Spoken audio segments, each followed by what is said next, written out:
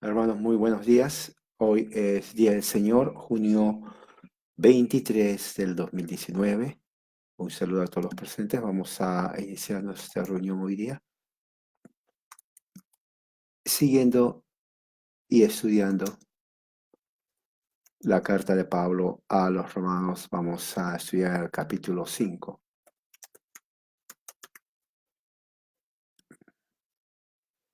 y vamos a empezar con una oración.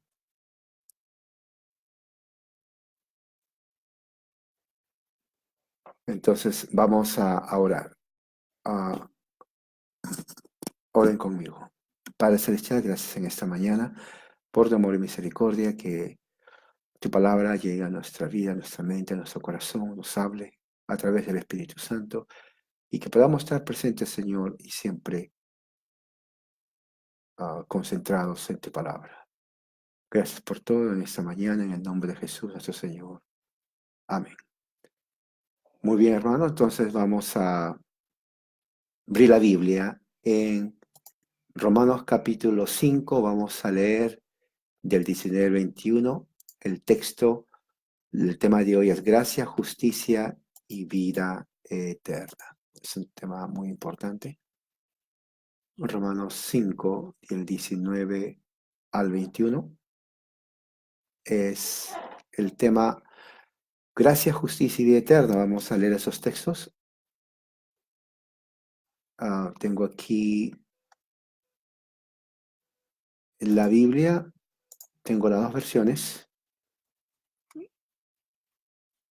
la Reina Valera y la Biblia de las Américas. Siempre vamos a leer entonces Romanos 5, del 19 al 21. De esa forma terminamos entonces el capítulo 5 de Romanos. Voy a leer la versión de las Américas. Si tiene la versión Reina Valera, me sigue entonces. De todas maneras, voy a estar siempre leyendo ambas para una mejor traducción. Dice así la palabra de Dios. Porque así como por la desobediencia de un hombre, los muchos fueron constituidos pecadores, así también por la obediencia de uno, los muchos serán constituidos justos. Y la ley se introdujo para que abunde la transgresión, pero donde el pecado abundó, sobreabundó la gracia. Para que así como el pecado reinó en la muerte, así también la gracia reine por medio de la justicia para vida eterna, mediante Jesucristo nuestro Señor. Amén. Muy bien, hermanos, entonces de esta forma vamos a estudiar entonces en este momento este texto en Romanos 5. Para ver el contexto vamos a leer entonces antes del versículo 19, del versículo 12, para tener una idea de dónde estamos situados entonces en este estudio. Dice el versículo 12, por tanto, tal como el pecado entró en el mundo por un hombre y la muerte por el pecado, así también la muerte se extendió a todos los hombres por cuanto todos pecaron. Entonces estamos viendo aquí cómo entró el pecado en la raza humana. Dice, por un hombre, hace referencia a Adán, a través de del pecado entró la muerte, ahí dice. Entonces, de esa forma, la muerte se extendió a todos los hombres. Entonces, estamos viendo de que el pecado es universal. Es un pecado universal, todos los hombres estamos bajo pecado. Y como consecuencia del pecado, todos morimos. Muerte espiritual. La muerte espiritual implica la separación del hombre con Dios. Ya no hay comunión con Dios. El hombre se convierte en un enemigo de Dios. Ese es en el aspecto espiritual, pero en el aspecto físico entra también la muerte. Eventualmente nuestro cuerpo muere todos los días. Eso es. Generalmente el envejecimiento es eso, una muerte diaria nuestro organismo se va deteriorando al punto en donde eventualmente vamos a morir. Entonces, todo eso es consecuencia del pecado, que también fue consecuencia de la desobediencia de un hombre. Es lo que dice ahí.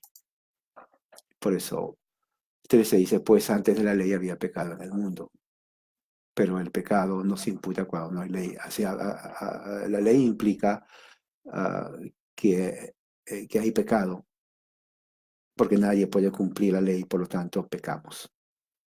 Sin embargo, la muerte reinó desde Adán hasta Moisés, aún sobre los que no habían pecado con una transgresión semejante a la de Adán, el cual es figura del que había de venir. Entonces aquí estamos viendo en versículo 14 que ya Adán es la figura del que había de venir. Entonces Pablo ya está introduciendo que la razón por la cual Adán significa es que él está señalando al que había de venir, que es Cristo.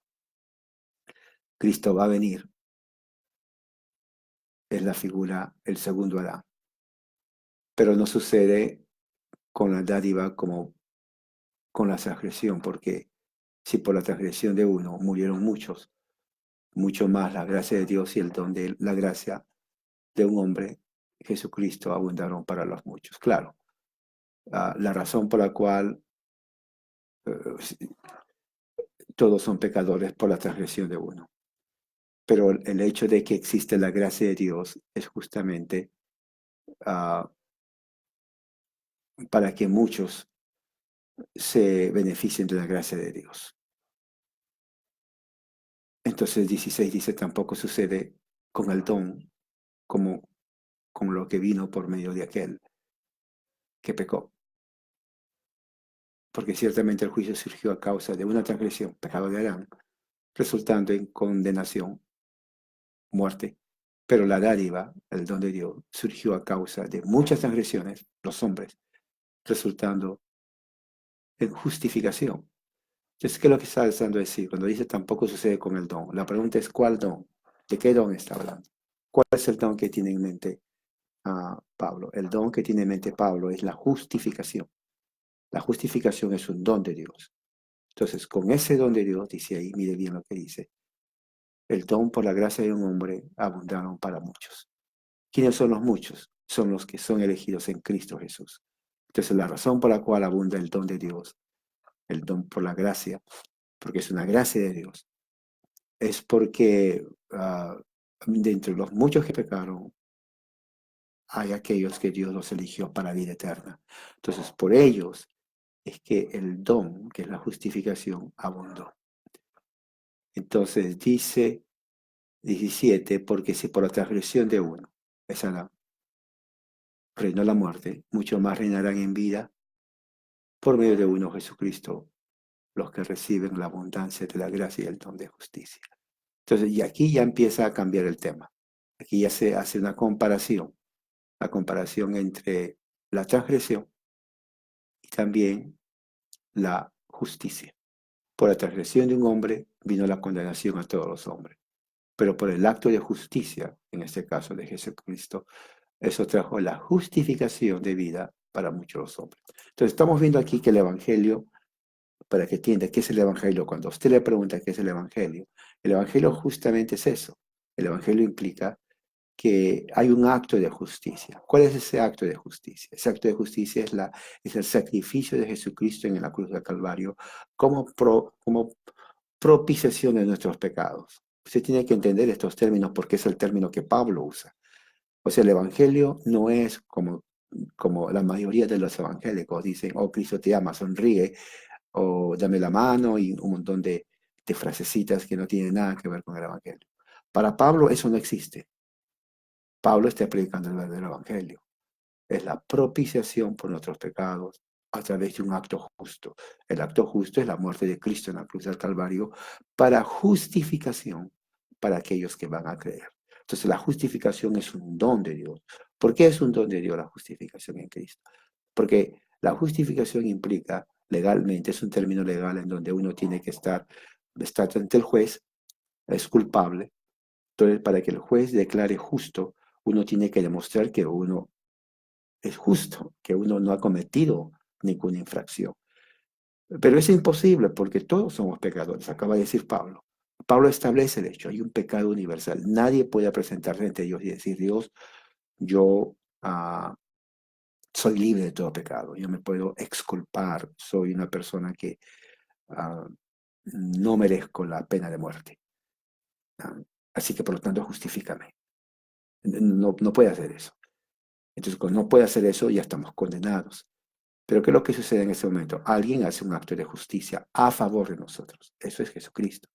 Jesucristo al morir en la cruz del Calvario, su muerte es una propiciación. Tiene que recordar esos términos, porque Pablo lo usa, propiciación. ¿Por qué propiciación? Porque dentro del Evangelio de Cristo, alguien tiene que pagar por los pecados de uno. Si usted no quiere morir, si yo no quiero morir por nuestros pecados, que es lo justo, entonces Dios en su gracia, por eso dice en su gracia, hace que su Hijo haga un acto de justicia en el lugar de nosotros. Cuando sucede eso, la única forma es que alguien tiene que morir por nuestros pecados, porque la culpa está ahí, la culpa tiene que pagarse. Bueno, legalmente nosotros tenemos que morir por nuestros pecados, pero en su amor, Jesús dice, bueno, yo muero por ellos. De esa forma yo aplaco la ira de Dios sobre ellos. Eso es propiciación. Eso es propiciación. Aplacar la ira de Dios sobre el pecador culpable que tiene castigo. Entonces la ira de Dios se dirige ya no a nosotros, sino a Jesús que murió por nosotros. Entonces, ¿dónde viene el don? El don, la justificación se convierte en don porque nosotros, sin tratar de cumplir la ley, somos declarados justos solamente por creer en Jesucristo. Por eso es un don, porque se nos declara justos sin haber cumplido la ley de Dios, solamente como un regalo. Pero ese regalo costó la muerte de Jesús para aplacar la ira de Dios sobre nosotros. Eso es propiciación. El Evangelio prácticamente es la propiciación de Cristo a favor de nosotros. Él no tenía que morir porque Él es perfecto. Él no está haciendo propiciación por sus pecados. Él no necesita ser justificado ante Dios porque Él es justo. Él es santo. Él llevó nuestros pecados. Al llevar nuestros pecados, entonces la ira de Dios viene sobre Él. Y los que creemos en Jesús somos declarados justos. Eso es el don de la justificación. ¿Me está entendiendo? Eso es el don de la justificación. Usted tiene que entender lo que es, y ese es el Evangelio. Eso es el Evangelio de Cristo, el don de la justificación. Muy bien, entonces, ¿qué es lo que dice en el versículo 19? Aquí entramos, ya vimos el contexto, dice, porque así, fíjese cómo dice, porque así, ¿no?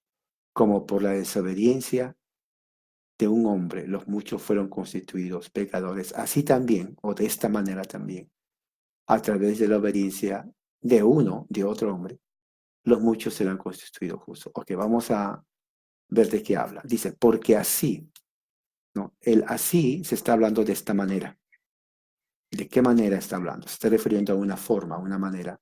Es la desobediencia de un hombre. Entonces estamos viendo dos cosas aquí. La desobediencia significa cuando Adán, que ese hombre es Adán, desobedece a Dios y come del fruto del árbol que Dios prohibió que comiera. Ese acto de comer el fruto prohibido, pero se llama prohibido porque Dios lo prohibió, es desobediencia. Adán desobedeció. Entonces, por ese acto de desobediencia de Adán, los muchos, como dice más adelante, que viene a ser todos, fuimos hechos, constituidos pecadores. Ahora, por eso Pablo dice también más adelante, o arriba, dice, no hay necesidad de haber pecado como Adán para ser constituidos pecadores. ¿Ok? Porque hay muchos realmente que dicen, bueno, ¿por qué vamos a ser pecadores si nosotros no hemos pecado así? ¿Por qué vamos a ser pecadores si nosotros no hemos pecado así? Bueno, porque la muerte pasa, porque el pecado pasa a todos y por lo tanto la muerte pasa a todos. Así que esa condición universal del pecado nos afecta a todos, sin necesidad de haber cometido el pecado igual que hizo Adán. Entonces, cuando dice el versículo 19, como por la desobediencia de un hombre, los muchos fueron constituidos pecadores, está hablando justamente de ese momento en Génesis, cuando la desobediencia de Adán hace que se encuentren en enemistad contra Dios. Y ese hecho que sucede en el Edén afecta a toda la humanidad. Ese hecho, el Edén, afecta a toda la humanidad y todos nosotros, la humanidad entera, está bajo pecado. Quiere decir de que la muerte entra a nosotros, nos degenera, nos mata la comunión con Dios. No existe nadie que pueda estar en obediencia con Dios. Ahora, dice también, así también como sucedió con Adán, de la misma manera que sucedió con Adán, con el acto de Adán, de su desobediencia, así también a través de la obediencia de uno. Bueno, ¿de quién está hablando ahora? Ahora está hablando de Jesús. Mire el paralelo, hay un paralelo ahí. La tesis es la desobediencia de Adán, luego viene la antítesis, que viene a ser la muerte de Jesús. La obediencia de Jesús se contrapone a la desobediencia de Adán. Por eso dice, ahora, de la misma manera como la desobediencia de Adán afectó a todos por el pecado, la obediencia de uno, en este caso de Jesús. ¿Cuál es la obediencia de Jesús? En su vida, en su pasión y en su muerte. Entonces, esos tres puntos importantísimos vienen a ser la evidencia de la obediencia de Jesús. Él obedeció a su Padre. Él mismo dijo, yo no vine a hacer mi voluntad, yo vine a hacer la voluntad del que me envió. Entonces, por la obediencia de Él, muchos serán constituidos justos. Quiere decir, desde el punto de vista legal, serán declarados justos. Ahora, ¿quiénes son esos muchos? No son todos los que pecaron, sino son aquellos que el Padre eligió desde antes de la fundación del mundo, que iban a ser declarados santos en Cristo Jesús. Entonces, el hecho de Jesús, el hecho mismo que Jesús murió o obedeció al Padre, implica que la justificación es por gracia, porque Él murió, Él como hizo como propiciación para aplacar la ira de Dios sobre nosotros. Y Él tuvo que obedecer, y ahí dice, la obediencia de Jesús hace que muchos sean constituidos justos, los que creen en Jesús. Ahora, luego en el versículo 20, Pablo hace una breve referencia a la razón por la cual, cómo opera el pecado cuando se introduce en el mundo. Dice, pero la ley se introdujo, está hablando de la ley, cómo trabaja la ley, para que el pecado abundase. Mas, cuando el pecado abundó, sobreabundó la gracia. Ahora, ¿qué significa eso? Si se dan cuenta, hay un cambio de tema del versículo 19 al versículo 20. Versículo 20 ya habla del pecado. Pero veamos lo que dice. Dice pero, es una conjunción de ahora. Cuando dice pero, realmente tiene que ser traducido como ahora, porque Pablo está hablando del tiempo presente. No es una objeción. Debería de haber sido traducido como ahora. Entonces, legalmente, de acuerdo al contexto, debería decir ahora, la ley, porque es lo que está hablando Pablo, se introdujo, entró a la raza humana para que el pecado abundase. Entonces la pregunta es, ¿cómo que la ley entró al mundo para que abunde el pecado? Esa es una buena pregunta. Bueno, pero vamos a entender por qué. Recuerde, todos somos pecadores. Ahora, ¿qué quiere decir que todos somos pecadores? Quiere decir que usted lo que hace no agrada a Dios. Ahora, eso suena un poco, diríamos, ilógico para la mente humana, porque dice un momento, pero yo no mato. Entonces, como no mato, pues estoy agradando a Dios. O yo no miento, o yo no o soy idólatra, o yo no estoy codiciando, o yo no hago esto. Entonces, siempre tendemos a ver qué buenos somos. Bueno, si fuéramos tan buenos, entonces no estaríamos aquí.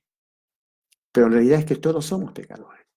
Entonces, cuando uno acusa a un ser humano, se está acusando a sí mismo. Claro, hay ciertas cosas actos en donde uno no hace, otros lo hacen, pero en esencia, todos somos pecadores. Dios no dice, bueno, tú eres más pecador que este, así que tú necesitas poquito perdón porque pecas poco. O tú eres más pecador que todo el mundo. Dios no mira así. Somos. Nuestra naturaleza es pecador. Nuestra naturaleza está en enemistad con Dios. Así que usted tiene que mirarse como lo que es. Yo me tengo que mirar como lo que es espiritualmente. No tenemos salvación por nosotros mismos. Somos tan culpables por el hecho mismo de que somos imperfectos. Ahora, la imperfección es la evidencia que somos pecadores. Engañamos a nosotros mismos. No cumplimos nuestras promesas. No la cumplimos.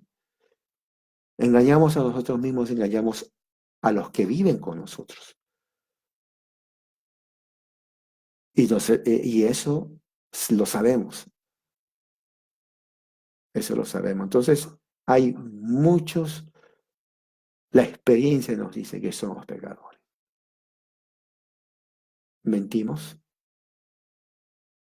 decimos mentiras todos los días, pensamos cosas que no tenemos que pensar todos los días. Todo eso es quebrantar la ley de Dios. Fracasamos en ser buenos cristianos. Fracasamos en el aspecto inclusive humano. Nuestros sentimientos nos traicionan, nuestras emociones, nuestros pensamientos. No hacemos lo que tenemos que hacer. No somos lo que tenemos que ser. No decimos lo que tenemos que decir. Entonces somos incapaces e inútiles. Por eso hay una parte de la Biblia en que dice que somos como gusanos, no servimos para nada delante de Dios.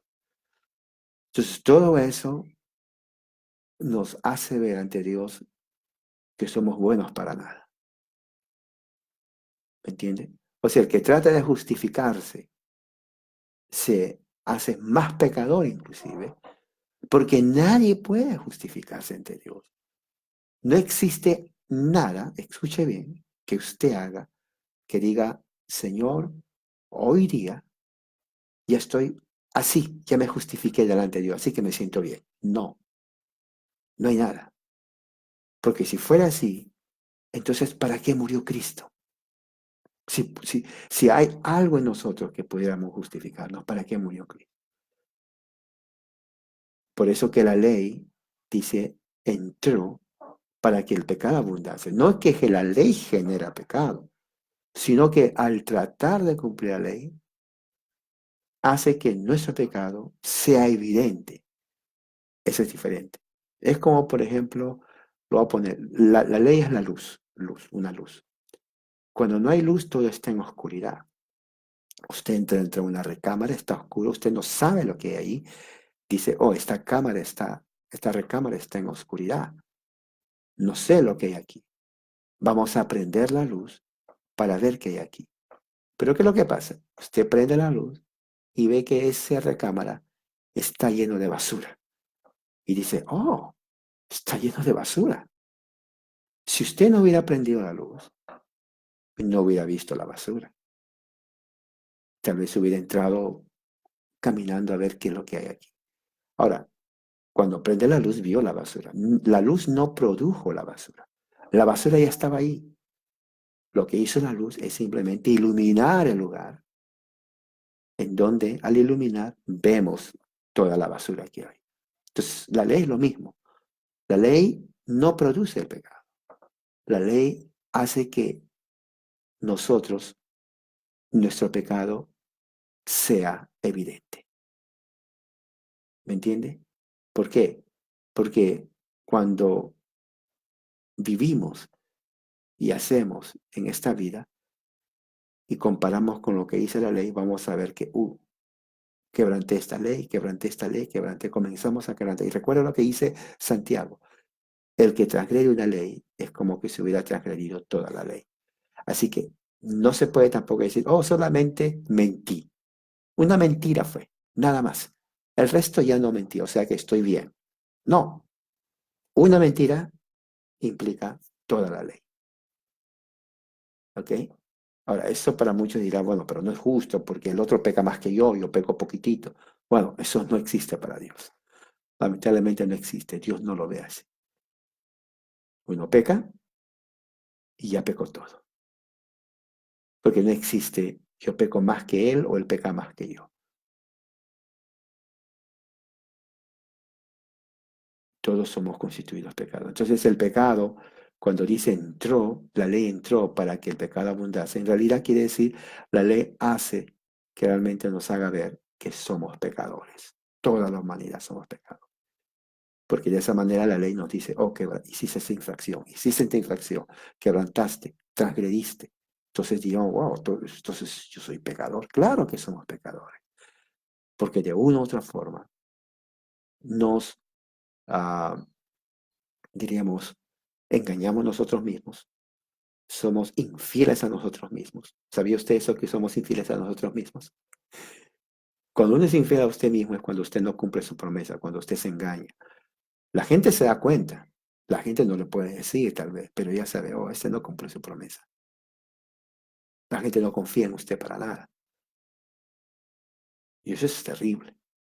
Luego, traiciona a los que están a su lado. Claro, la palabra traicionar es dura porque dicen, no, como yo traicionar si yo los quiero a todos. Pero no es amor perfecto. Si fuera amor perfecto, entonces Dios no hubiera derramado su amor en nosotros.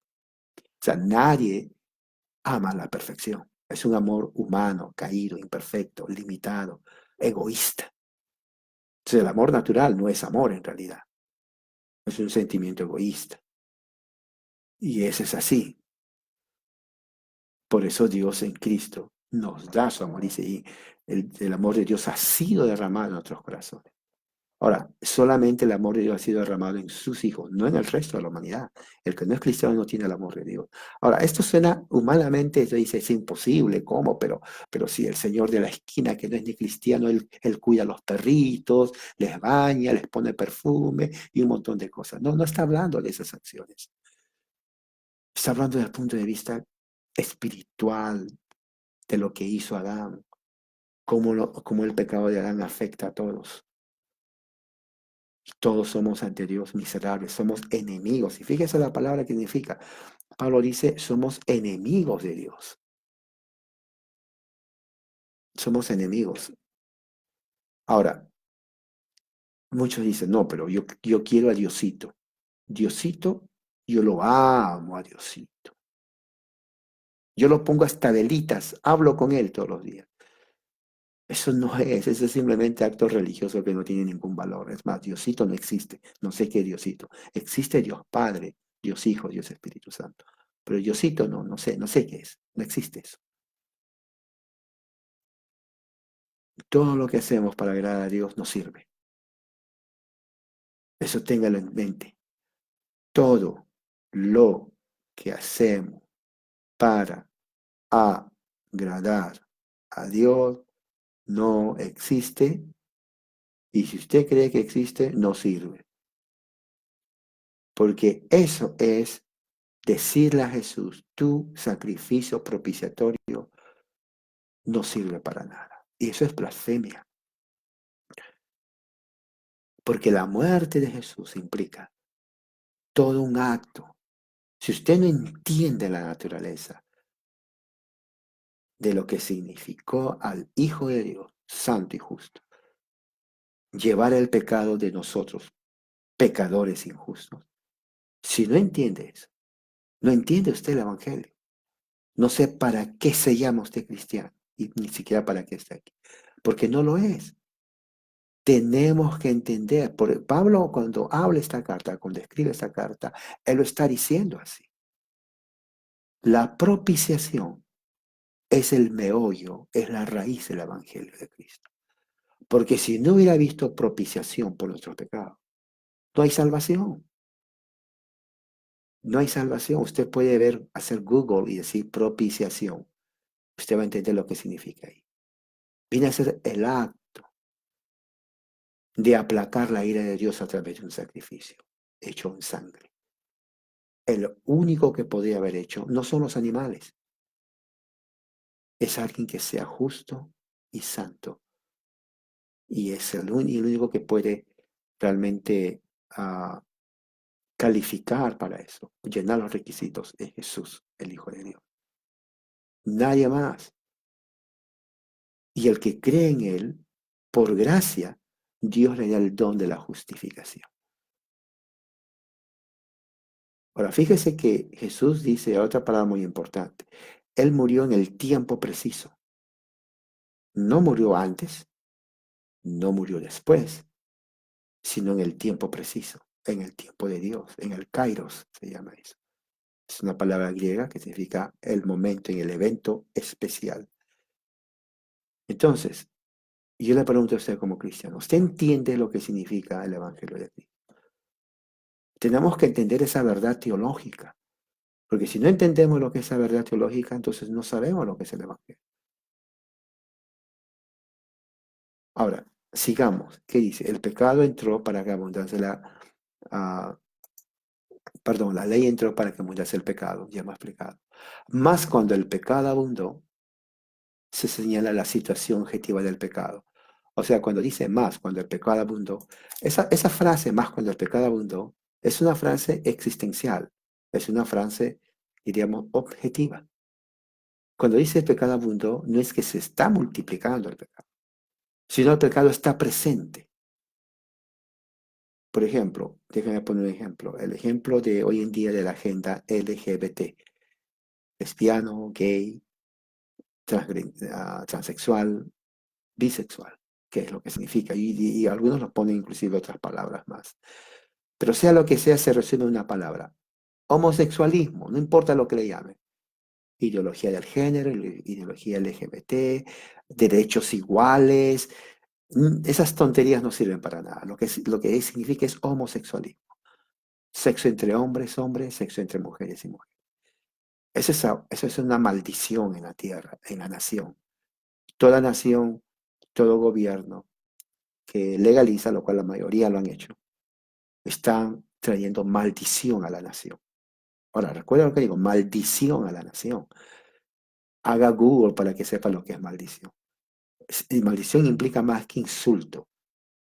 Maldición significa que la ira de Dios, está sobre esa nación.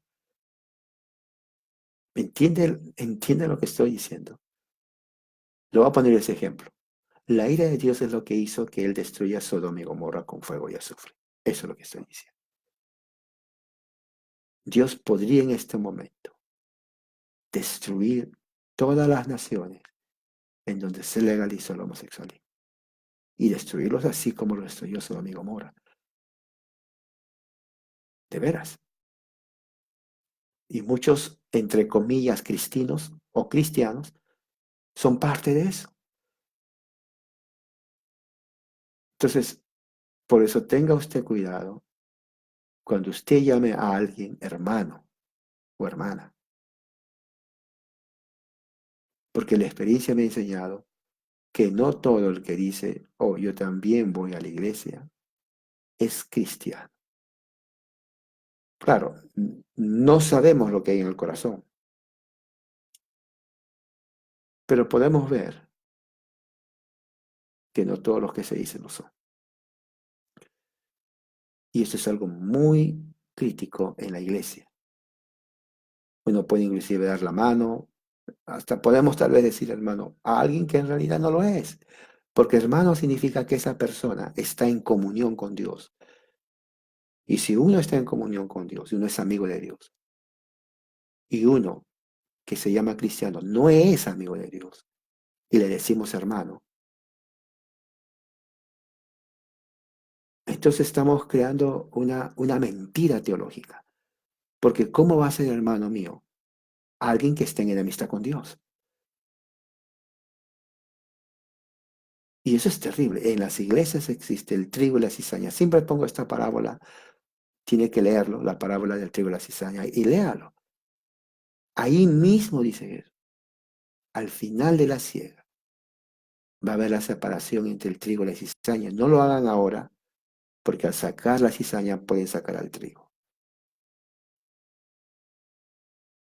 El trigo es el verdadero hijo de Dios, la cizaña es la semilla de Satanás. Bien interesante y crítico, debemos pensar que la semilla de Satanás son aquellos que no son de Dios, pero están en las iglesias y se llaman cristianos. ¿Usted entiende la gravedad de esto? Y yo siempre pongo esto y llamo a la reflexión. Mírese al espejo, mírese el rostro y diga, soy yo hijo de Dios, soy yo una vida de Dios. O simplemente estoy aparentando algo que Dios sabe que no lo soy. Bueno, ante los hombres nadie sabe, pero Dios sabe lo que es usted. Dios sabe lo que yo soy. Al final, Él va a decidir, ¿eres trigo o eres cizaña? Entonces, por eso que la salvación no es en base a nuestras obras, porque si fuera en base a nuestras obras estaríamos ya condenados. Es en base a los méritos, a la obediencia de Cristo en la cruz, como su sacrificio, como propiciación por los pecados de los hombres de su pueblo, para aplacar la ira de Dios, para que la ira de Dios ya no esté sobre nosotros, sino estemos bajo su gracia. ¿Cómo estamos bajo su gracia?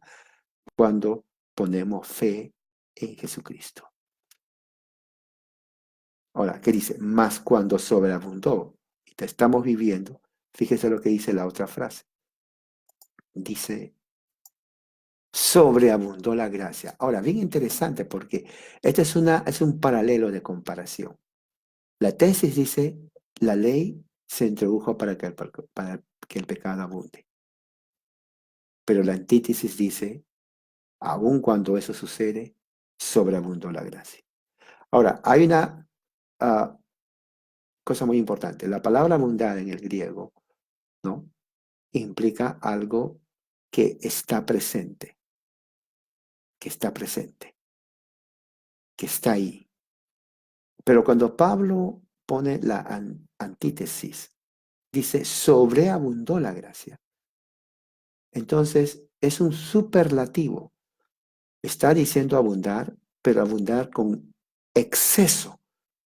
O sea, literalmente debería decir, la ley se introdujo para que el pecado abunde siempre, pero cuando el pecado abunda siempre, abunda de una forma excesiva la gracia. Fíjese el cambio, cómo el superlativo que Pablo usa es para demostrar que aun cuán severo y abundante sea el pecado en la humanidad, la gracia de Dios es más excesiva, sobrepasa el pecado en el mundo, en los hombres. Ahora, es interesante también notar esto, que vemos la maldad de los hombres. Vemos cómo el homosexualismo destruye la vida humana a niños, cómo se extiende en todas partes. Pero lo que se pierde cuando hacemos ese análisis es que la gracia de Dios abunda, pero abunda más que el pecado que abunda en el hombre. Excesivo, cuando dice excesivo es, diríamos, extremadamente abunda la gracia. Es un extremo de abundancia, porque es la única forma que Dios contrarresta y trae a la salvación a los hombres. El pecado no tiene poder excepto en aquellos que están sin Dios o bajo la ira de Dios. Pero el que está bajo la gracia de Dios tiene una excesiva, extremadamente gracia de Dios mucho más grande que el pecado mío. Y eso se obtiene a través de la fe en Jesucristo. Eso es lo que está diciendo. Y mira lo que más dice. Dice, sobreabundó la gracia. Superlativo indica una excesiva gracia, un don de Dios. Y dice el versículo 21, para que así, como el pecado reinó, es un verbo indicativo activo, reinó, o sea que está reinando ahorita, para muerte. Ahora, aquí le pone al pecado como un rey, por eso dice reinó. El pecado reinó, que tiene poder. El que reina tiene poder, no, tiene autoridad, por eso se llama rey. Entonces aquí pone la figura de un rey. El pecado es como un rey que tiene gobierno, tiene autoridad, pero tiene esa autoridad con un propósito, para muerte. O sea, el pecado no reina para que todos vivamos. El pecado reina para que todos muramos. Entonces la autoridad del pecado es de muerte, no es de vida. Es imposible que el pecado nos dé vida, porque al transgredir la ley de Dios ya estamos cometiendo pecado y el pecado trae muerte.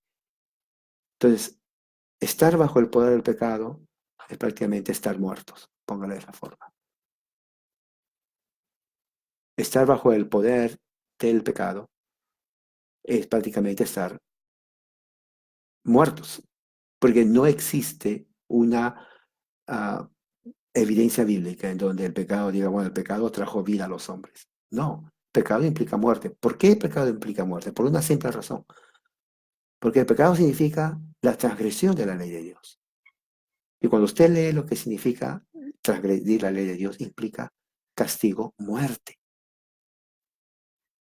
Cuando uno transgrede la ley de Dios, el resultado es muerte. Es muerte. Por eso que la pena de muerte tiene trasfondo bíblico.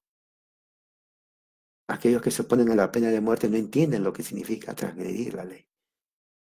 La pena de muerte implica castigo, muerte al ofensor, al que transgrede. Ahora, eso es muy importante que se sepa, porque para que alguien que comete pecado no muera, solamente es posible cuando el dador de la vida lo decide así, nadie más. El hombre no tiene poder para perdonar la pena capital a alguien que merece la pena de muerte. Escuche bien, el gobierno, el Estado, los jueces no tienen ningún poder moral para perdonar a alguien. Ellos simplemente tienen que ejecutar la ley, nada más. Por eso que, y lo voy a poner de esta forma, si uno comete un crimen que es por la pena de muerte, lleva la pena de muerte, tiene que ser ejecutado por la pena de muerte. Ahora, si esa misma persona se hace creyente en Cristo, cree en Cristo, eso no lo, esa acción no anula que ya no esté en pena de muerte. Lo que esa acción espiritual hace es que él es salvo por gracia ante Dios. Pero tiene que de todas maneras, ante la ley humana, ser castigado. Porque son dos esferas diferentes. Lo que quiero decir es que la ley no es de gracia. La ley se tiene que cumplir. Lo que es de gracia es la salvación. La salvación es por gracia. Quiere decir que en Cristo, cuando ponemos nuestra fe, somos salvos. Pero la ley nos condena. Pero la gracia nos salva. Entonces, la mejor forma de entenderlo es esto. Un criminal que está puesto en la cárcel para ser ejecutado por un crimen que cometió, va a tener que ser ejecutado. Pero si él entrega su vida a Cristo, él pone su fe en Cristo, su espíritu es salvo, pero no lo perdona ante la ley. La ley sigue su transcurso. Entonces, eso tenemos que tener en mente cuando dice, así como el pecado reinó, quiere decir que había ley. el pecado reinó para muerte, porque al transgredir hace que seamos dignos de muerte. O sea, el pecado no, la ley no dice, bueno, yo soy ley, pero te perdono. Eso no hace la ley. Eso lo hace la gracia. Porque mira lo que dice después.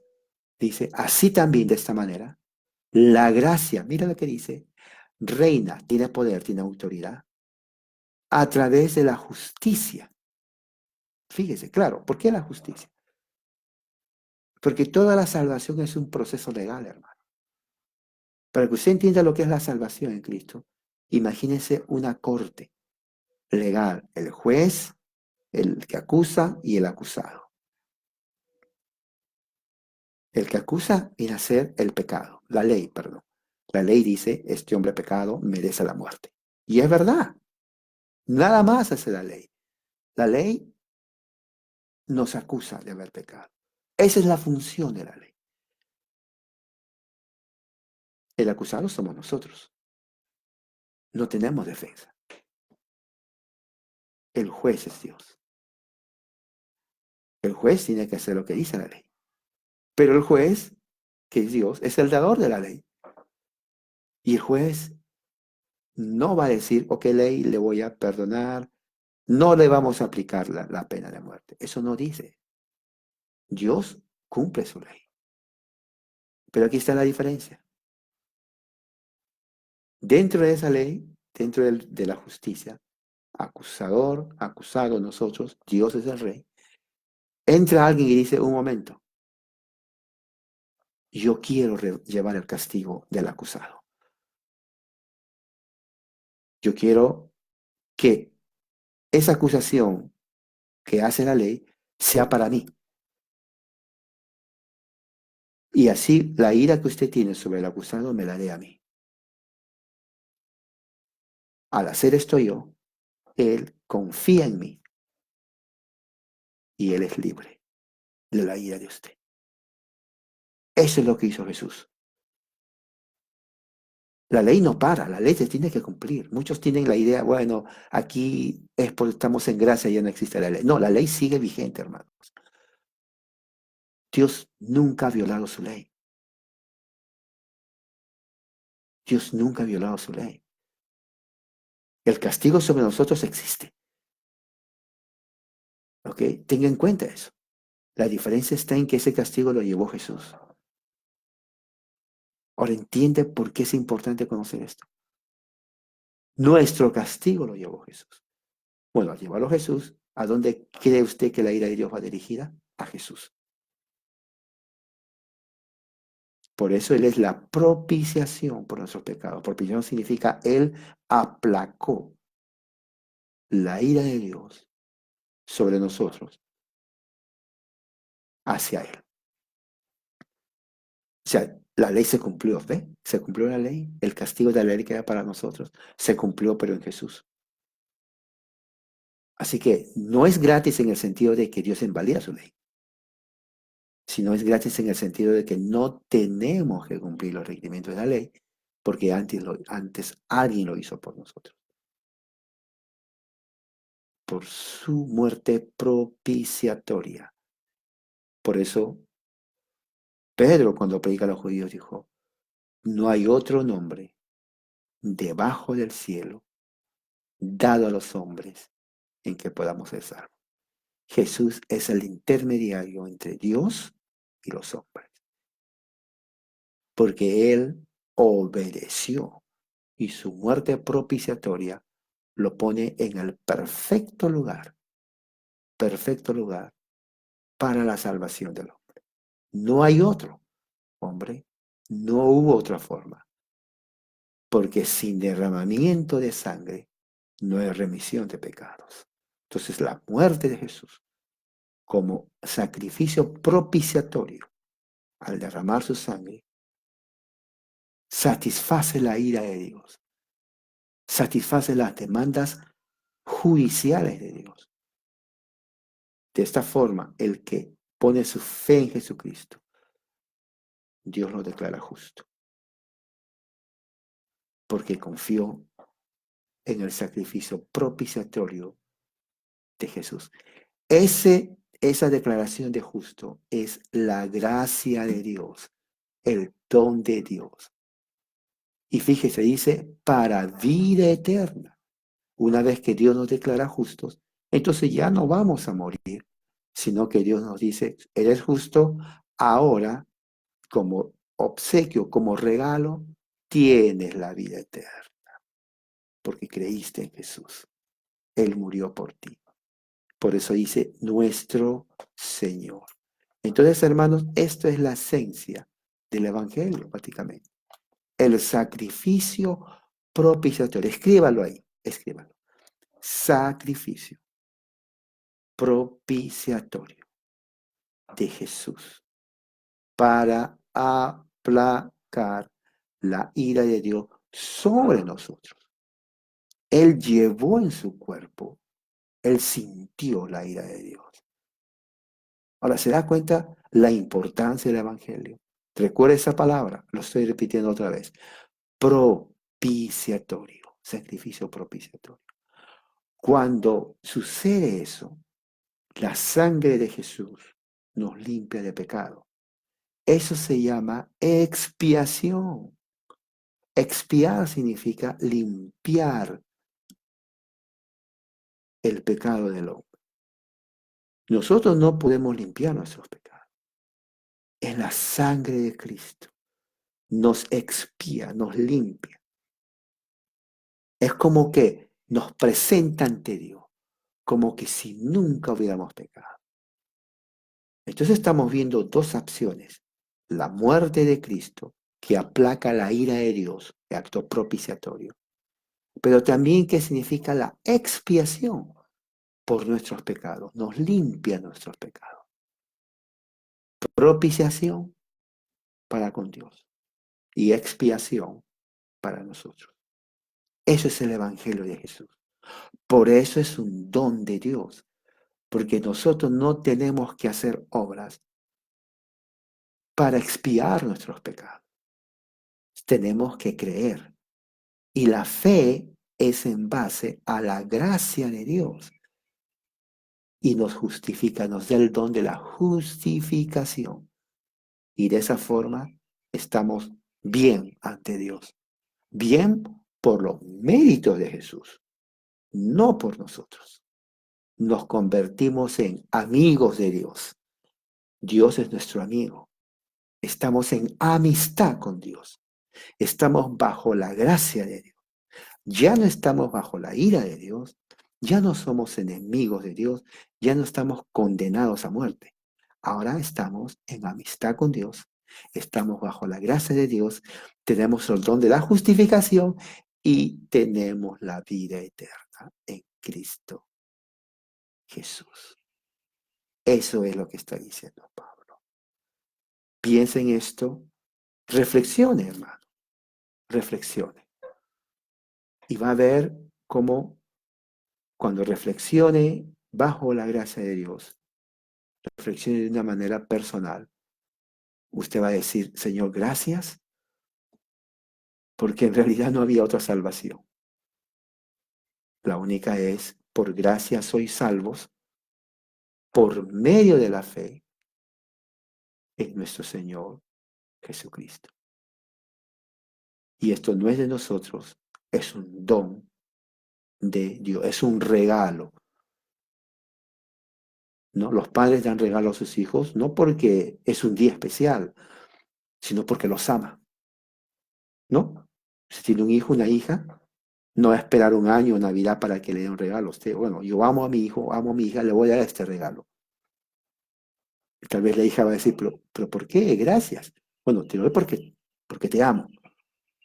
Nada más, eso es suficiente.